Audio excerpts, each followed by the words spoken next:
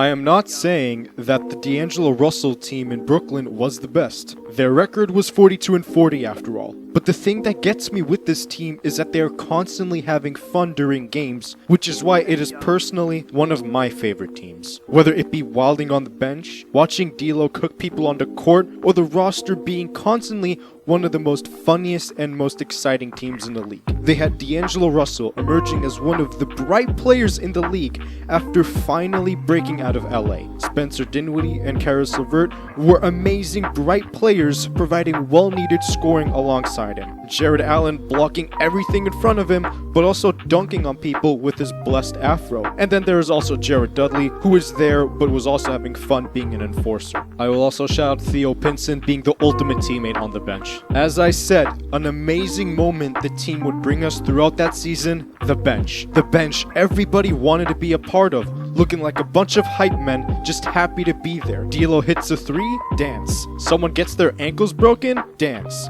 Jared Allen putting someone on a poster, dance away. Looking at that bench, it made me want to be a part of that team. I will 100% get 0 of the minutes, which I will totally accept of. However, I will definitely be happy taking courtside seats for free. Another great moment for this team is the comeback they had versus the Sacramento Kings. The Nets, who have been struggling all game, looking like they were dead in the water at one point. This was the score early in the fourth.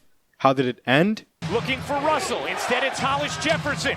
Hollis Jefferson will take it. His layup. It's good! Hollis Jefferson puts it down, and Brooklyn in front. No timeouts remaining for Sacramento. 0.8 of a second left. The heave. That's it! The comeback completed!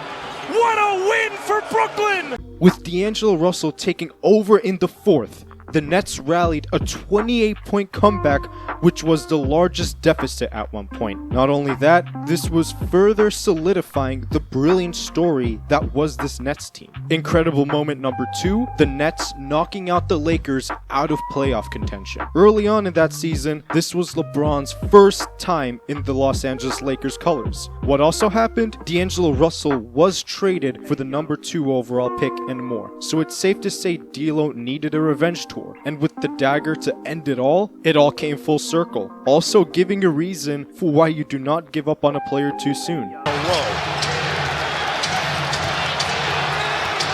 10 to shoot. Russell picked up by Kuzma. Russell got it! It's a 3! Ice in the veins! D'Angelo Russell! Then, one of the biggest moments probably was their playoff series versus the Sixers. Although I wanted a slightly more competitive series between the teams, we got some amazing moments. He gives you a lot of moves. Here's a 3 by Dudley. Oh, and now he's putting his hands up the way that Ben Simmons was doing to him when he airballed that in Game 3. Oh, I like the gamesmanship here. We're telling them what's up. Yeah. What's up? He just mounted, didn't he? Yeah. Good choice. 9-0 run, Simmons to the rack. And the biggest lead of 10 is now down with a little shove after that play. Nothing called. 8-point game. And take that shot all day long from him. It was at this moment that he knew. He fucked up. Good feed to Allen. Hit high that time by Embiid and crashing again to the floor. My goodness. Dudley and Simmons into the stands.